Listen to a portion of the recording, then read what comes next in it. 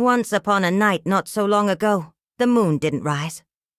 It forgot to shine. It tried to remember what it had done the night before. You see, every night the moon would reflect the sun's light onto the earth, making it glow with an otherworldly, magical sheen. But this time, nothing.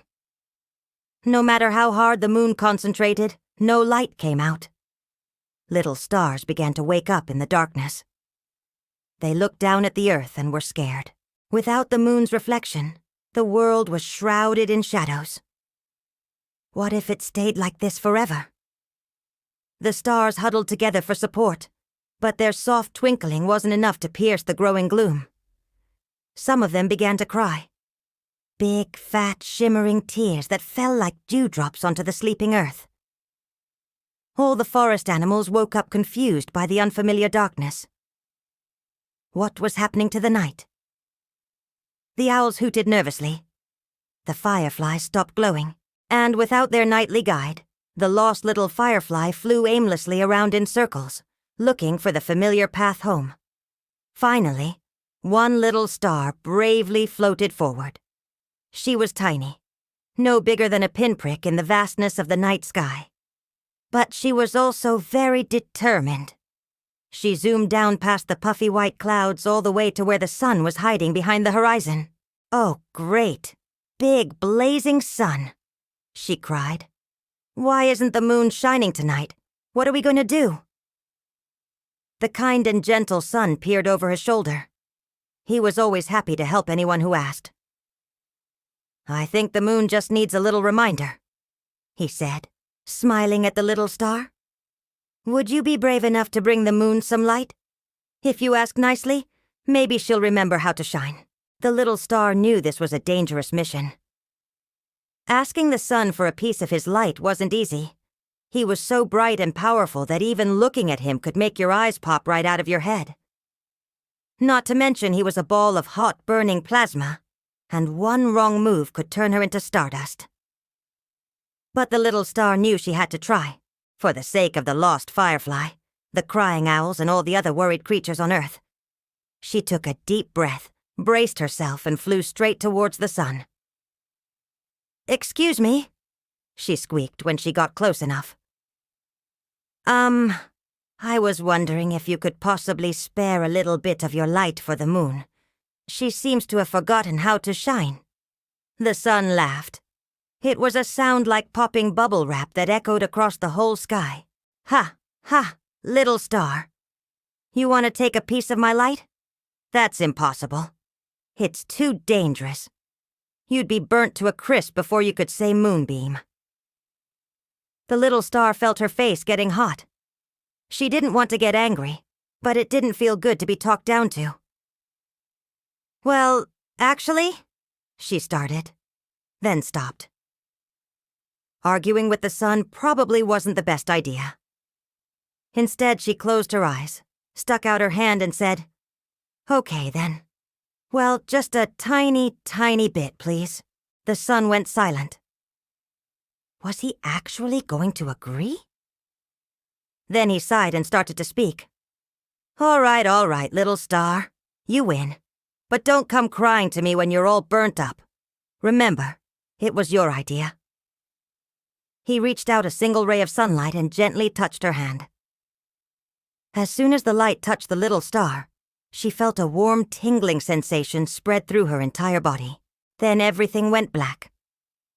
When she opened her eyes again, she was floating back up towards the sky. The sun's light filled her with warmth and energy, and when she looked down, she saw something incredible. Instead of being completely dark, the sky was filled with millions and millions of tiny sparks. Each one reflected the sun's light, and together they made the whole sky glow. It was beautiful. The little star floated back up to the clouds and called out, "Hey guys, look, I brought the moon some light." But when the other stars heard her words, they stopped crying and turned to look. Their light began to grow brighter and brighter until the whole sky was shining with renewed vigor. The lost firefly blinked happily and followed the familiar path home, The owls hooted softly, content to be back in the darkness. And on Earth, everyone slept soundly under the watchful gaze of the stars and the moon. The little star beamed proudly, knowing she'd saved the night. But then she started to panic a little. Now that everyone else was using the sun's light, where would she get some for herself? Surely she couldn't stay shiny forever. Just then, she felt a tap on her shoulder. It was the sun, and he was smiling. "Hey, little star," he said. "You did a great job bringing the moon's light back, but I see you don't have any yourself. How about you borrow a little more?" The little star blushed. "Oh, I don't really need to be all that bright," she lied. "Really, it's fine. I can totally do this." She didn't want to admit she was scared of being too bright and burning up. The sun understood. "All right, then it's settled," he said. "You can borrow my light as long as you need it. But promise me you won't be afraid to use it. Being brave enough to try makes you strong enough to succeed." The little star thought about his words. Maybe she could be a little bit brave. Just then, the clouds parted and she saw the moon waiting patiently in the darkness. She took a deep breath, focused all her energy, and shouted, "Thank you, sun," as loud as she could. "I'm ready." As soon as she spoke, she felt the light from the sun course through her veins. She glowed with a brilliance that outshone every other star in the sky. The moon saw her coming and smiled. She reached out a hand and gently touched the little star. Immediately, the little star felt all the light leave her body. But when she looked over at the moon, she saw that it was shining brighter than ever before. Its surface was smooth and even, reflecting the sun's light perfectly. The moon turned to the little star and said, "Thank you for bringing me my light. I almost forgot I needed to shine. I guess sometimes it takes another light to remind me how to glow." Then she added softly, "You know, I think you have a really nice shine. You should do it again sometime." The little star felt her cheeks heat up. She didn't know what to say. She wanted to be brave like the sun and the moon, but being a tiny star was pretty scary sometimes. Before she could come up with a reply, the sun came floating over to them. "Hey, moon," he said. "You're looking great. Real nice." The moon blushed and looked down at her reflection on Earth. Everything was perfect. The animals could sleep. The lost firefly could find his way home. The world kept spinning on its axis, bringing night after night of adventures and fun. And the little star? Well, she learned that day that it was okay to be small and scared. Sometimes even the smallest, tiniest star can do great things.